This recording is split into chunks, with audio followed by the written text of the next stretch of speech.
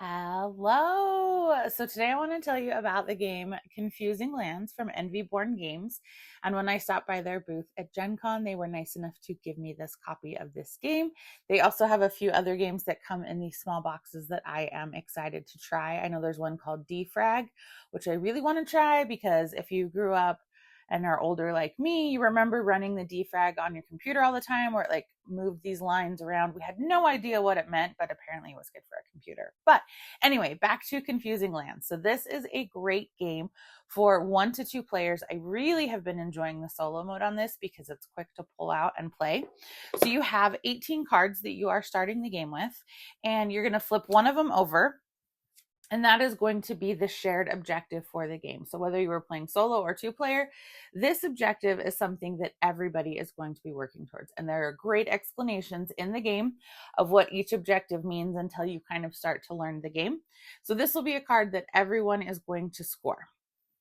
Then you are going to be building a landscape of 8 cards out in front of you that will be contributing to that shared objective. And you can also choose to add more scoring objectives to your landscape, as can the other person.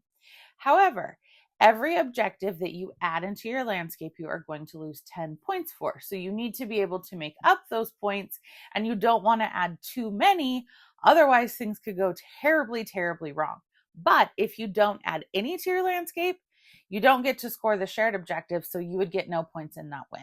So each player will get a hand of 2 cards, and on one side is simply landscapes with symbols on them. And on the other side, you have landscapes with symbols and your scoring conditions. So you can look at your hand and decide, this one actually ends up being one of my favorite scoring conditions. So it means every village you pick one of your crystals, and every village that's within 3 spaces of it, you get points for. I really like this one. So I'm going to put that one face up in my landscape. My opponent would do the same, and then we would swap cards. I would give them this card. They would give me their remaining card. So let's say it was this one. We swap. I now have to place this into my landscape, and I can decide if I want to do it on the scoring condition side or simply the landscape side. They get to do the same with theirs. Now you have to overlap by at least 1. You can't slide it under, and you can't cover up scoring conditions. So I can't like put a bunch of scoring conditions out and then just cover them up and be like, never mind, didn't actually want to score those.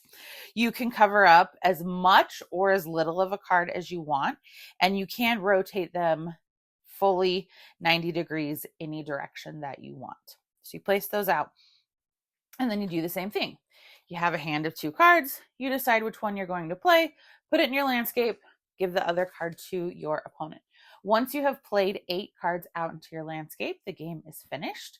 There will be 1 card not used. You then score up your shared objective, and everybody scores their individual objectives. Most points wins. I said there was a solo mode. How does that work? Excellent. I would love to tell you. So in the solo mode, you take the 18 cards and you shuffle them up, and you do the same thing. You flip over 1 card. This is now going to be the shared, or essentially the public objective that I am working on. And for my first turn, I draw 2 cards, just like I would in the multiplayer game. I look at them. I decide what I want to do. I place this card out, and then I simply discard the other one. Now, to imitate what would be an opponent giving me a card, I discard the top card. And this is now the card that I have to play. Again, either side, I get to choose, but I have to play it into my area, which would imitate my opponent giving me a card. So maybe I like this goal because it lets me score different symbols that are near my village. So we can decide how we want to place that one out there. Maybe we're going to go like that. Now it's back to me. I get 2 cards, do the same, and then discard 1 to me. And you go like that until you've placed 8 cards. Scoring is the same. And then there is a little scoring section in the book that tells you how well you did. So this game is great because it plays relatively quickly. Once you have played it a couple times, you understand what all of the symbology on the card is telling you, and you don't have to consult the rule book anymore. doesn't take up a ton of space. I mean, it can sprawl out a little bit, but it is only 8 cards. So I definitely think I could fit this on an airplane tray or something similar. So great for travel. And again, it plays essentially the same for 1 or 2 players. So it's very easy to take with you and to play by yourself or with someone else. There's also a promo pack of cards that I received, and it adds 6 new goals to the game, 6 new cards, and some of the card symbols on the card have 2 symbols on them. So like it might have a mountain and a river on the same card. All of the cards in the promo pack do apply to your opponent's area, so they don't work for a solo game. So just be aware of that if you're looking to play solo only.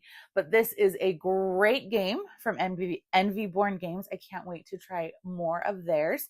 If you've played this, what do you think of it? If you've tried their other games, let me know. Give me a like and a follow, and I'll keep bringing you more board game content. Thanks. Bye.